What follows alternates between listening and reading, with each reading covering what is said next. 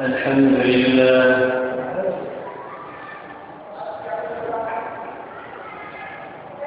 الحمد لله رب العالمين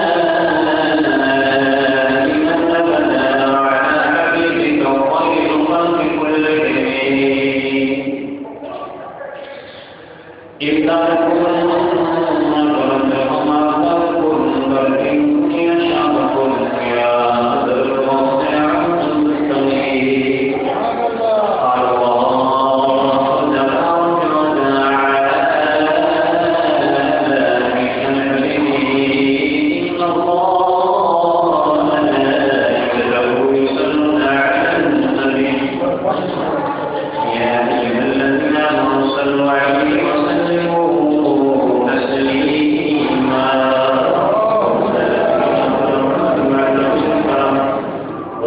وآله وسلم سبحان ربك رب العزة عما يصفون وسلام على المرسلين والحمد لله رب العالمين.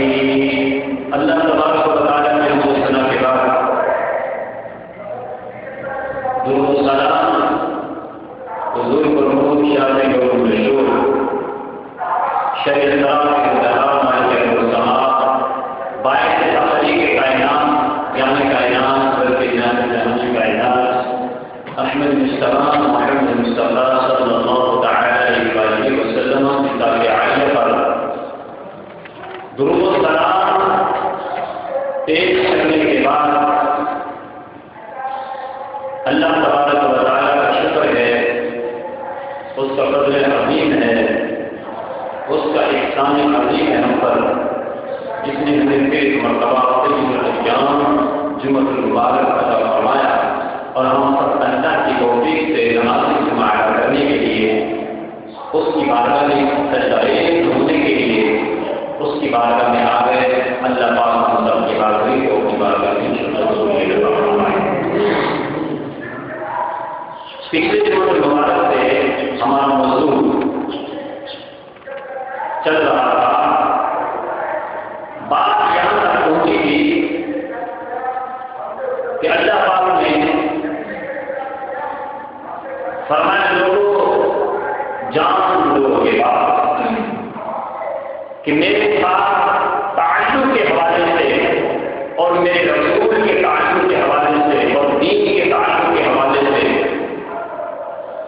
انسانوں میں دو فرق ہے. ایک طبقہ میرے دوستوں کا اور ایک طبقہ دشمن کی میرا دوست میں ایک کھلا دشمن سے ایک چھپا دشمن، گویا کہ تین طبقہ ہو گیا. ایک اللہ کے دوست، کھلا دشمن اور نمبر 3 چھپا ہوا دشمن. اللہ کے دوستوں کو اللہ پاک نے ٹائٹل دیا متقین کا، پرہیزگار کا، اور جو کھلے سرکش اور کھلے باقی ان کو ٹائٹل دیا کافر کا، اور جو اندر سے چھری چلاتے بظاہر مسلمان مومن دکھائی دیتے ہیں لیکن اندر سے دین کی اور رسول کی جڑیں کاٹنے میں لگے، ان کو ٹائٹل دیا منافقین کا. اب تینوں کی پہچان اللہ پاک نے قرآن مجید میں بیان فرمائی. اپنے دوستوں کی پہچان، اپنے کھلے دشمنوں کی پہچان اور چھپے دشمن کی بھی پہچان کروائی. میں اس سے بتا دوں آپ کو خلاصہ بیان کر رہا ہوں کہ اپنے دوستوں کی پہچان کروائی. اس میں سے فقط 2 آئے ہیں نازل کی، اور کھلے سرکش دشمن جو اعلان اللہ اور اس کے رسول کے خلاف جنگ کر رہے ہیں، کھلی جنگ، ان کی پہچان کے لیے صرف فقط 2 آئے نازل کی. کیوں؟ اس لیے کہ زیادہ کھلے دشمن کی پہچان زیادہ کروانے کی ضرورت اس لیے محسوس نہیں ہوئی کہ کھلا دشمن اپنی پہچان خود ہوتا ہے، اور چھپے دشمن کی پہچان کے لیے اللہ پاک نے فرمایا جس کے لیے میں نے 13 آیتیں نازل کی. کیوں؟ تاکہ میرے محبوب کی امت کو مغالطہ نہ کرے، مغالطے میں مار نہ کھا جائے. تو ضرور ان لوگوں کی ان کی پہچان کروائی جائے، ان کی حقیقت اندر کے چھوٹے پردوں میں ان کی حراست سے نقاب کر کے بتائی جائے کہ جو مناسبت کا کردار انجام دے رہے ہیں ان کو بے نقاب کر کے بتایا جائے. لوگوں جو لوگ شریعت کی بات کرتے ہیں ان کے کردار کا کوئی تعلق شریعت محمد کے ساتھ نہیں ہے. یہ محض شریعت اور اسلام کے نام پر دکان کھولے ہوئے ہیں. انہوں نے محض سیاسی کاروبار چلتا رکھا ہے اسلام کے نام پر. تو اللہ پاک نے فرمایا مسلمانوں کو ان کی حقیقت سے آگاہ کرو اور ان کی علامتیں کن کن کا پتہ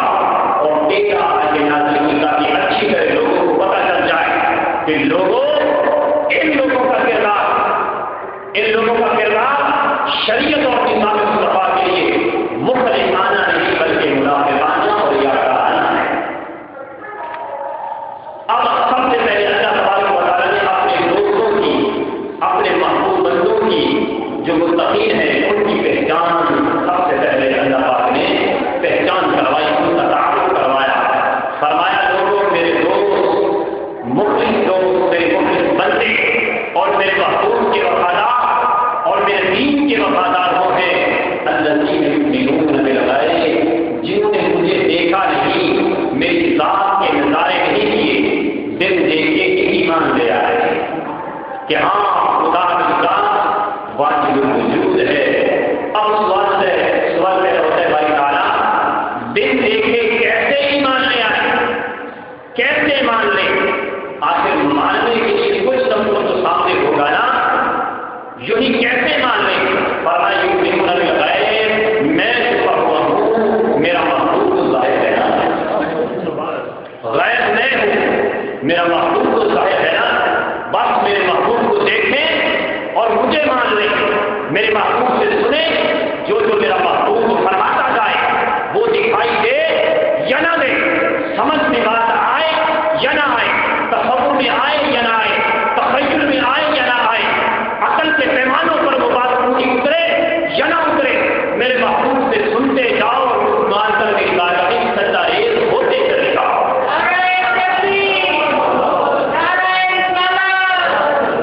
یہ ہے الذین یؤمنون بالغیب کا معنی کہ دل دیکھے ایمان لانے والے۔ پھر فرمایا دوسری نشانی پر میرے دوست وہ ہیں وَيُقِيمُونَ الصَّلَاةَ، اور نماز قائم کرتے ہیں، خالی پڑھتے نہیں، قائم کرنے میں، پڑھنے اور قائم کرنے میں بڑا فرق ہے۔ پڑھتا ہر کوئی ہے اور قائم کرنے کا نظارہ سیدنا امام حسین کا اللہ بتا دیا ہے۔ فرمایا لوگوں نماز قائم کرو، ظاہر میں بھی ہو، باطن میں بھی ہو، انفرادی بھی ہو، اجتماعی بھی ہو، اور اس نماز کے نظام کو سربلند کرنے کے لیے باطن سے ٹکرا بھی جاؤ، نماز حق کا نظام ہے، اس کو قائم کرنے کے لیے باقی سامراج طاقتوں سے ٹکرا جاؤ، معاشرے میں حق کو غالب کر دو، ایسا کرو گے تو یہ نماز قائم کرنا ہے۔ اس کے بعد فرمایا فرمایا میرا دوست وہ نہیں ہے، میرا دوست وہ نہیں ہے جو یہ سوچے کہ یہ مال میں نے کمایا ہے اور یہ میرا ہے۔ اللہ کی طرف سے آواز آتی ہے جب موت کا تو میرا دوست نہیں ہے، تو میرا بندہ نہیں ہے، کیونکہ تیری سوچ دوستوں والی سوچ نہیں ہے۔ تو اگر بندہ کروڑوں اربوں روپے بھی کما کر یہ سوچے کہ یہ میں نے کمایا، یہ میری ملکیت ہے، تو فرمایا جا تو میرا دوست نہیں۔ تو مولا تیرا دوست کون ہے؟ فرمایا میرا دوست وہ ہے جو مما رزقنا کی بات کو سمجھے، کہ جو دن رات محنت کر کے کمائے، اور جب پوچھا جائے کہ یہ مال کس کا ہے تو وہ کہے رب کا ہے، اور جب پوچھا جائے کہ یہ مال کس کا ہے وہ کہے رب کا، یہ مال و دولت کس کا ہے وہ کہے میرے مولا کا ہے، کمائے خود، جو کمائے خود اور کہے کہ یہ سب کچھ میرے مولا کا ہے، فرمایا اسے پہچان لو یہ میرا دوست ہے۔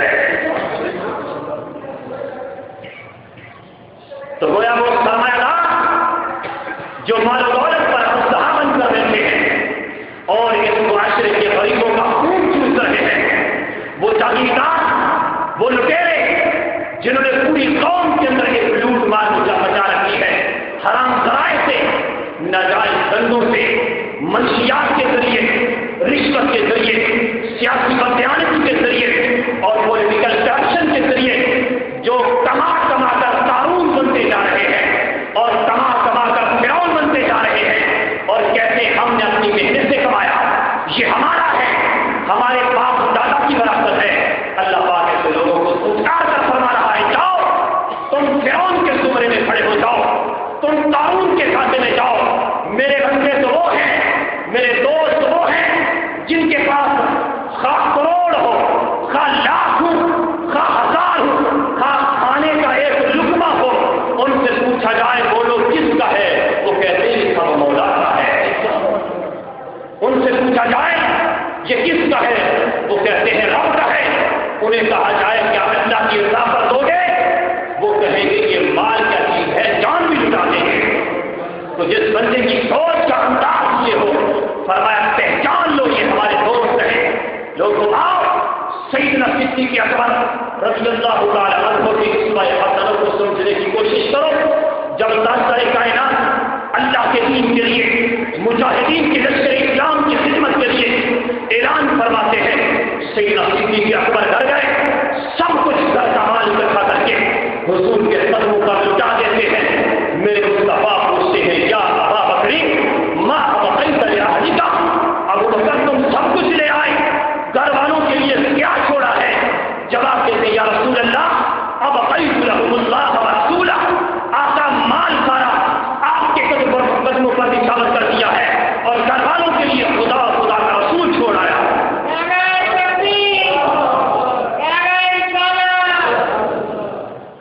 یہ ہیں اللہ کے دوست اور دشمن کی پہچان پیدا کرو. خالی تبلیغوں سے، خالی نماز روزے سے دوستی نہیں ملتی اللہ کی. ہر سال عمرہ کر لیا، حج کرنے سے اللہ کی دوستی نہیں ملتی. اور 10-20 روپے بتانے والا گن کر مسجد کے کندھے کو تمہیں دے دیے، مدرسے کو دے دیے، 10-20 مدرسے کو دے دیے، مسجد کو دے دیے، اور لاکھوں روپے اپنی عیاشانہ زندگی پر، جھوٹی شہرت پر، نمود و نماز پر خرچ کر دیا. یہ خرچ کرنا کسی کام کا نہیں. لوگوں اپنا محاسبہ کرو، دیکھو تم کہاں کھڑے ہو. اللہ کی دوستی کی لائن میں کھڑے ہو یا اللہ کی دشمنی کی لائن میں کھڑے ہو. تو فرمایا وَمِمَّا رَزَقْنَاهُمْ يُنْفِقُونَ. لوگوں یہ سوچ پیدا کرو، سب سے پہلے تمہاری یہ سوچ ہونی چاہیے کہ دینے والے ہم ہیں. آگے فرمایا وَالَّذِينَ يُؤْمِنُونَ بِمَا أُنزِلَ إِلَيْكَ وَمَا أُنزِلَ مِن قَبْلِكَ.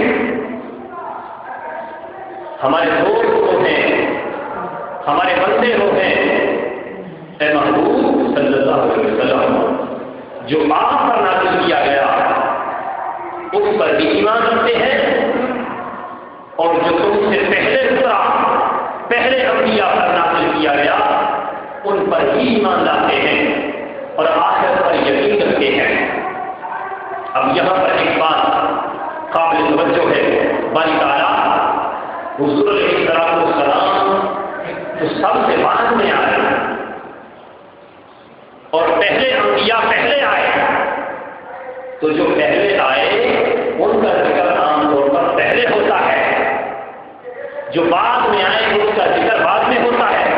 کیا وجہ ہے کہ تیرے محبوب آئے بعد میں مگر انہیں ذکر پہلے کیا؟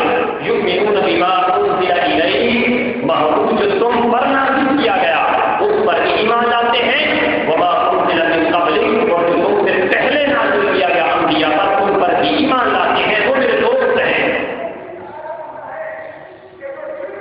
یعنی جو تم سے پہلے نازل ہوا بات پہلوں کی ہو رہی ہے مگر ذکر بعد میں آ رہا ہے، اور آنے والے بعد میں ہے حضور مگر ذکر پہلے ہو رہا ہے. تو باری تعالیٰ یہ ترتیب کیسے ہو گئی؟ فرمایا لوگوں اس میں تو کوئی شک نہیں کہ میرا محبوب آیا بعد میں اور باقی سب انبیاء پہلے آئے، مگر اپنے محبوب کا نام پہلے اس لیے لیا جا رہا ہے کہ سارے آنے والے آئے تو بے شک پہلے، مگر وہ سارے انبیاء اس محبوب کے توسل سے آئے، اسی محبوب کے فیض کے پربردہ تھے، اسی محبوب کا صدقہ کھانے والے تھے، اسی محبوب کے دفترخانہ نبوت کے لقموں نعمتوں سے کمال تک پہنچے تھے. نفس نبوت میں تو سب برابر تھے مگر کمالات نبوت میں میرے محبوب جیسا کوئی نہ تھا. چونکہ میرا محبوب سب سے اونچا ہے، سب سے اعلیٰ ہے، اس لیے آیا تو بعد میں مگر بلندی کمال کی وجہ سے ذکر پہلے کر رہا ہوں. تو اللہ پاک نے یہاں حضور کی عظمت کا خیال رکھا. تو اپنے دوستوں کی پہچان، یہ نقطہ قابل توجہ ہے. فرمایا میرے دوستوں کی پہچان نوٹ کر لو. دوستوں کی پہچان ایک یہ بھی ہوئی جو ہر بات میں میرے محبوب کی عظمت کا خیال رکھتے ہیں، وہ اپنے ہیں، وہ اللہ کے دوست ہیں، اور جو حضور کی عظمت کی بات کو کم اہمیت دیتے ہیں وہ دوست نہیں، وہ اللہ کے دشمن ہے. جو ہر بات کو ذرا بات کو توحید کو مقدم اللہ کو اپنے محبوب کو مقدم کر رہا ہے. فرمایا جو حضور کی عظمت کا خیال رکھتا ہے ہر معاملے میں وہ اللہ کا دوست ہے. جو حضور کی عظمت کا، حضور کے کمال کا، حضور کے ادب کا، حضور کی عظمت کا جو خیال رکھتا ہے وہ متقی ہے. اور یہ بات عین ایمان ہے. اگر نہیں، جو خیال نہیں رکھتا، جو کچھ مرضی کرتا پھرے، وہ ایماندار نہیں، بے ایمان اور گمراہ ہے. یہ اللہ پاک نے متقین کی علامت بیان فرمائی کہ متقی لوگ ہر حال میں حضور کی عظمت اور ادب کا خیال رکھتے ہیں. فرمایا انہی لوگوں کو ہدایت نصیب ہوتی ہے، یہی لوگ بھلا پانے والے ہیں. یہ تھے اللہ کے دوست. اس کے بعد ان الذين كفروا سواء عليهم أأنذرتهم أم لم تنذرهم لا يؤمنون. بے شک وہ لوگ جنہوں نے کفر کیا. اب ذکر ہو رہا ہے اللہ کے کھلے دشمن. اللہ کے دوستوں کی بات ہوئی. اب اللہ کے کھلے دشمن کافر، وہ لوگ جنہوں نے کفر کیا. اے محبوب صلی اللہ علیہ وسلم، ان کے لیے برابر ہے کہ آپ انہیں ڈرائیں یا نہ ڈرائیں، وہ ایمان پر لانے والے نہیں، وہ ایمان نہیں لائیں گے. اب یہاں بات ذہنوں میں سوال پیدا ہوتا ہے، اب یہ قسمت اور تقدیر کا مسئلہ، اس کا مطلب یہ ہے کہ ڈرانا یا نہ ڈرانا برابر ہے. اللہ پاک نے فرما دیا وہ ایمان لائیں گے ہی نہیں، تو پھر ان کا قصور کیا ہوا؟ جب ایمان ان کی قسمت ہی میں نہیں، ان کی قسمت ہی میں کافر رہنا ہے، سوال پیدا ہوا تو پھر ان کا قصور کیا ہے؟ اس سوال کا جواب خود اسی آیت کریمہ میں اللہ پاک نے فرمایا.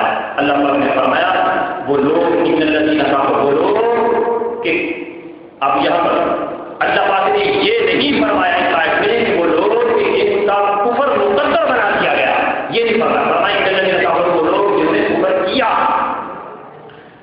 یہ نہیں کہا جن کا مقدر کفر بنا دیا گیا انہیں ڈراؤ یا نہ ڈراؤ وہ ایمان نہیں لائیں گے. یہ بات اللہ پاک نے نہیں فرمائی، بلکہ فرمایا ان الذین کفروا یہ فعل وفائل کفروا اس کے فاعل کافر ہیں کہ جن کا ذکر ہو رہا ہے.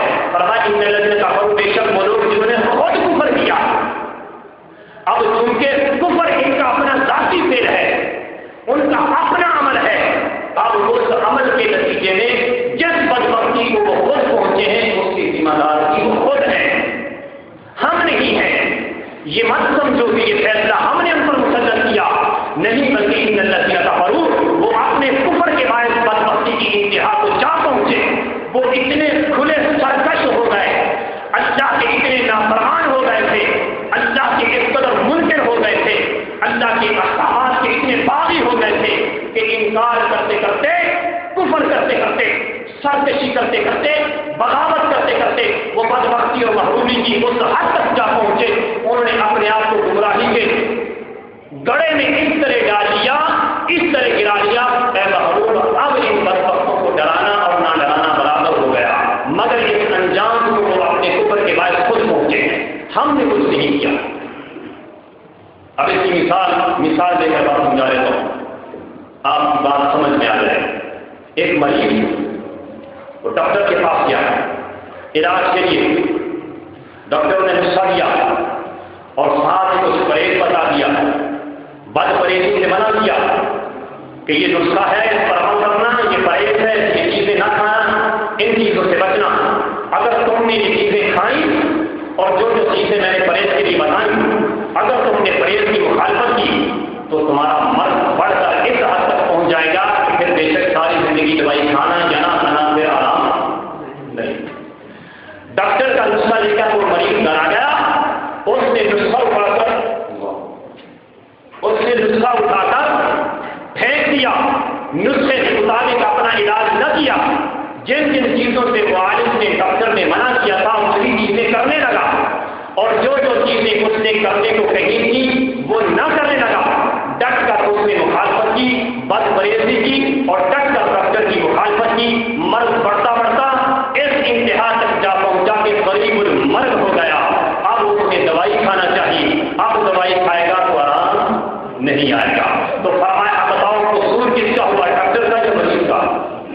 مریض کا. تو فرمایا انذرتہم ام لم تنذرہم لا یؤمنون. ایک کافروں نے، یہ مریض کفر کے مریض جنہوں نے، جس نے میرے نسخہ قرآن کی، میرے نسخہ ہدایت کی اتنی نافرمانی کی، جس نسخہ قرآن کو میں نے اپنے محبوب کے ذریعے ان لوگوں تک پہنچایا، ان لوگوں نے میرے نسخہ قرآن کی مخالفت کی، یہ کفر کی حالت تک جا پہنچے. اب یہ دوائی کھائیں یا نہ کھائیں، اب انہیں ڈراؤ یا نہ ڈراؤ، انہیں آرام نہیں آ سکتا. فرمایا میرے محبوب یہ خود ہی تباہی کے گڑے میں گر گئے.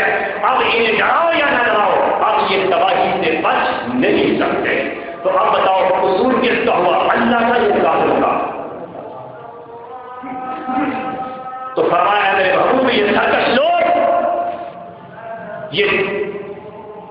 یہ باغی، یہ تیرے اور میرے دشمن، اور یہ بات کیوں فرمائی؟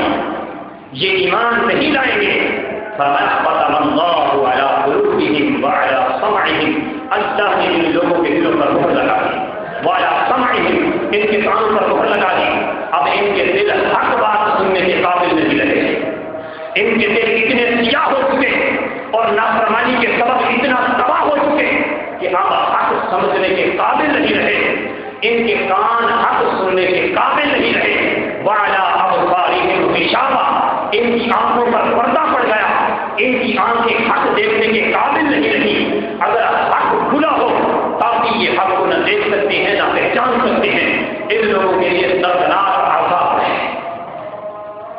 اب یہ بات کیوں ارشاد فرمائی؟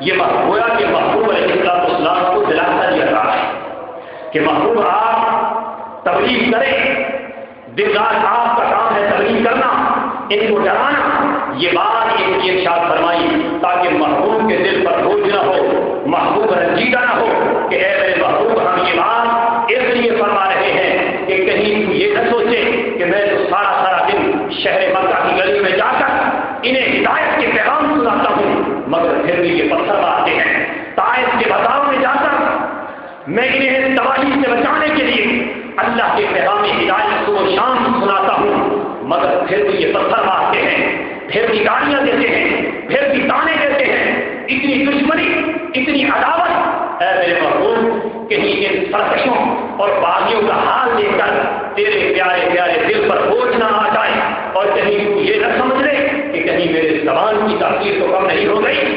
اے پیارے نہیں، ایسی بات نہیں، تیری زبان کی تاثیر تو وہی ہے جو پہلے تھی، تیرا پیغام ہدایت تو وہی ہے، تیری دعوت و تبلیغ وہی ہے، ادھر کوئی کمی نہیں آئی، مگر یہ بدبخت اپنے کفر کے باعث محرومی اور بدبختی کی اس انتہا تک جا پہنچے کہ اب ہدایت ان کے پاس کی بات نہیں رہی۔ تو اے محبوب تو اپنا منصب رسالت ادا کرتا جا، اپنا فرض، تیرا پیغام اور ہر ایک کے کان تک تو اپنا پیغام پہنچاتا جا، تو پہنچاتا جا، کوئی لبیک کہتا ہے یا نہیں کہے اس کی طرف توجہ نہ کر، تیرا کام ہے دن رات پیغام پہنچاتا جا، کوئی لبیک نہیں کہتا، اس کی لبیک نہ کہنے پر تو مجبور نہ ہو، تو اپنا پیغام پہنچاتا جا۔